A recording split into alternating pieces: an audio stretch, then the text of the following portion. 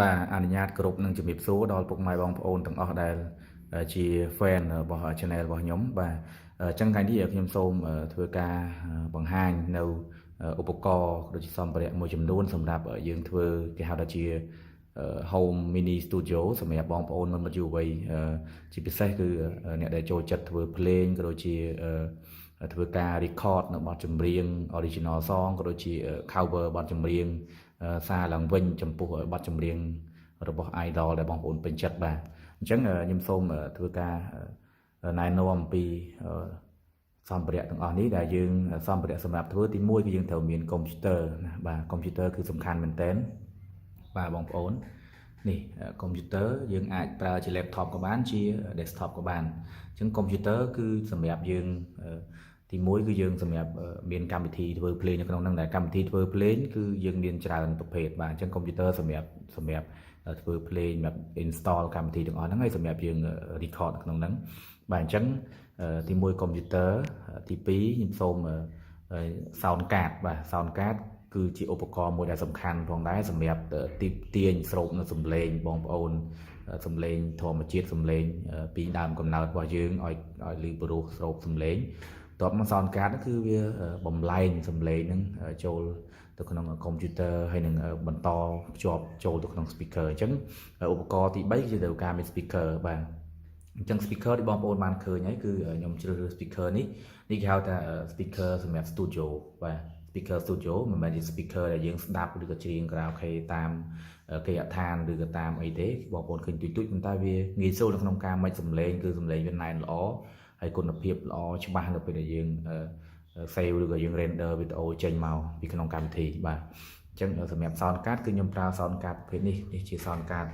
ឈ្មោះវាគឺ PreSonus ឬមួយក៏ហៅ Audio Box Interface ហ្នឹងគឺជា sound card បាទហើយយើងមានមួយទៀតគឺជា MIDI keyboard បាទ MIDI keyboard នេះគឺវាដែលយើងមើលទៅដូចជា piano បាទហ្នឹងគឺសម្រាប់យើងចុចភ្លេងកណ្ដង់ភ្លេងឬមួយក៏ជា melody យើងចុចសម្រាប់ connect ជាមួយនឹងកម្មវិធីភ្លេងរបស់យើងពេលយើងចុចគឺលឺបាទអញ្ចឹងអានេះខ្ញុំចុចឲ្យបងប្អូនមើលជាមួយវាលឺមិនណាបាទ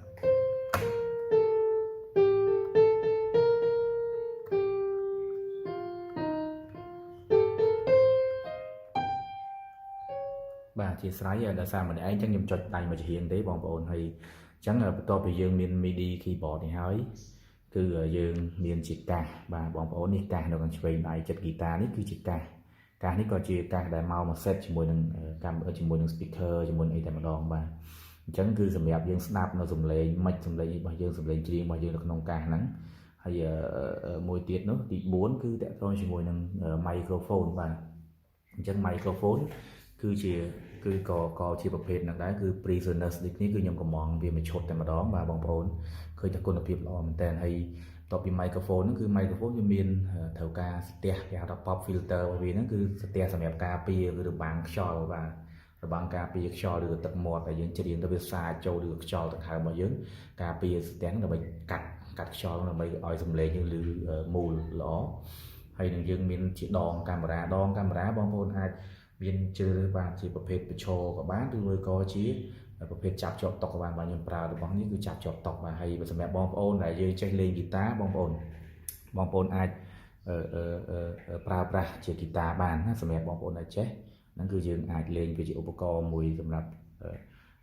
ជំនួយក្នុងកម្មវិធីដែរបាទហើយមួយទៀតហ្នឹងគឺដងបាទដងនេះគឺដងកាមេរ៉ាបងប្អូនដងកាមេរ៉ាដែលយើងសម្រាប់ធ្វើការដាក់ជាមួយកាមេរ៉ារបស់យើងទូរស័ព្ទដៃក៏បាន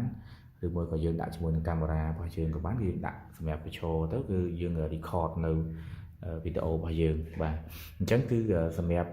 ឧបករណ៍គេហៅថា hardware យើងមានតែប៉ុណ្្នឹងទេជាឧបករណ៍ hardware បាទហើយអញ្ចឹងបន្ទាប់មកយើងចូលទៅក្នុងឧបករណ៍ទៀតគឺជា software វាជាកម្មវិធី support បាទអញ្ចឹងបងប្អូនអាចជ្រើសរើសកម្មវិធីបានមានច្រើនបាទមានកម្មវិធី FL Studio ដែលខ្ញុំប្រើនេះគឺជាកម្មវិធី FL Studio ហើយមានកម្មវិធី Studio One មានកម្មវិធី Ableton មានកម្មវិធីផ្សេងច្រើនទៀតដែលយើងអាចស្គាល់អស់ប៉ុន្តែវាជាឧបករណ៍សម្រាប់ធ្វើភ្លេងធ្វើ chord ភ្លេង melody ផ្សេងៗដូចគ្នាបាទអញ្ចឹងគឺវីដេអូគឺកម្មវិធីហ្នឹងមានច្រើនសម្រាប់ប្រើប្រាស់ ហើយយើងឃើញថាប្រជាជនយើងបងប្អូនមិនយុវវ័យនៅក្នុងប្រទេសកម្ពុជាពេលច្រើនគឺប្រើកម្មវិធីនេះបាទ FL Studio ដែលកម្មវិធីនេះគឺងាយស្រួលសម្រាប់ធ្វើភ្លេងសម្រាប់ record នៅចម្រៀង cover ឬក៏ធ្វើ original song ផ្សេងៗធ្វើ melody ហ្នឹងគឺយើងធ្វើក្នុងនេះ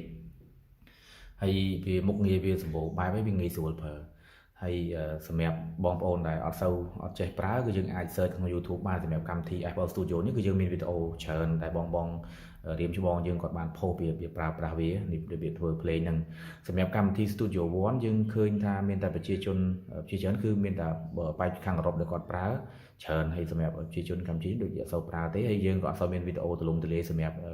បង្រៀនឬក៏មានការណែនាំអំពីកម្មវិធីហ្នឹងដែរបាទអញ្ចឹងខ្ញុំគិតថាបងប្អូនជ្រើសរើសកម្មវិធីហ្នឹងល្អ Apple Studio គឺយើងងាយស្រួលប្រើបាទ